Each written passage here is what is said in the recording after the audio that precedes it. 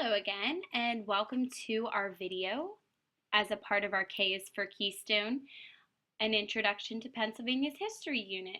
This is Unit 1, and today we are moving on to letter D in our alphabet. Can't believe how fast we're moving along. And D is for white-tailed deer. If you take a look at some of the images of the deer, there's actually three of the different types there. We have a female to the left, we have a baby in the middle, called a fawn. And then up in the top right-hand corner there, you can see the horns. We call a male deer a buck. So we'll be learning all about that. And I would actually be very surprised if you have not seen a deer while living in the state of Pennsylvania. It is time to go ahead and take out your K is for Keystone books, or you can feel free to follow along with my pictures that I have.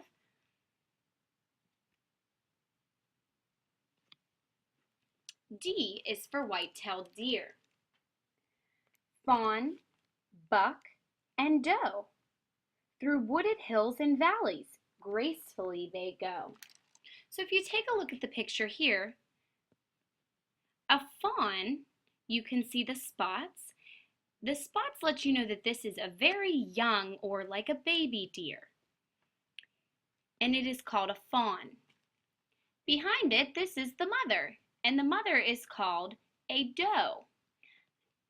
That would mean it is a female deer or a girl deer. And one of the easiest ways to tell the difference between a male and a female is, of course, the horns. However, when a certain season comes along, the deer actually lose their antlers, so it becomes a little more difficult to tell the males and females apart. Okay, here we go.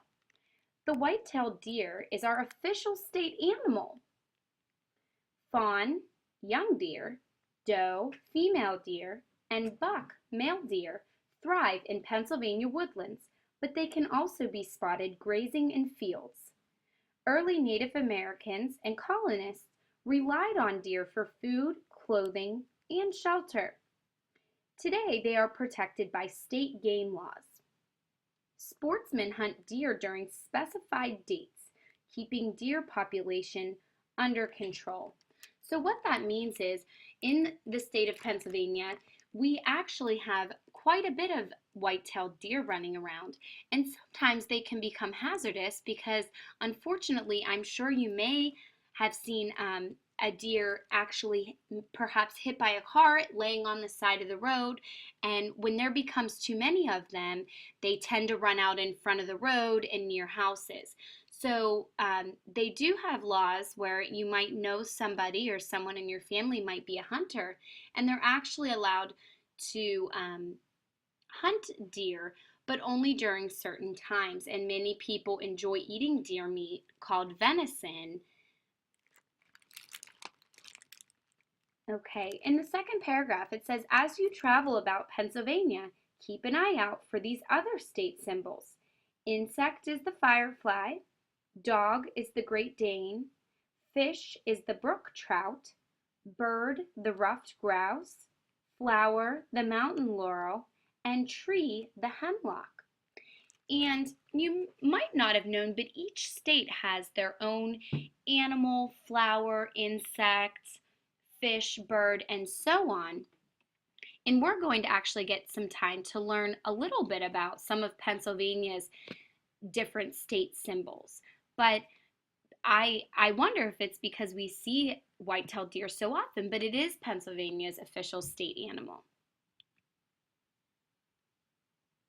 Alrighty, and just a couple quick facts that I'd like you to take away is, of course, that the white-tailed deer is Pennsylvania's state animal. That's a very important fact to know. Something that you might not think about is a long time ago, Native Americans used to use deer for food, which we still do today, clothing, and also shelter. And then finally, some of the vocabulary that I'd like you to become familiar with in case you hear someone mention it, or you can try to impress someone in your family when you spot deer outside of your backyard.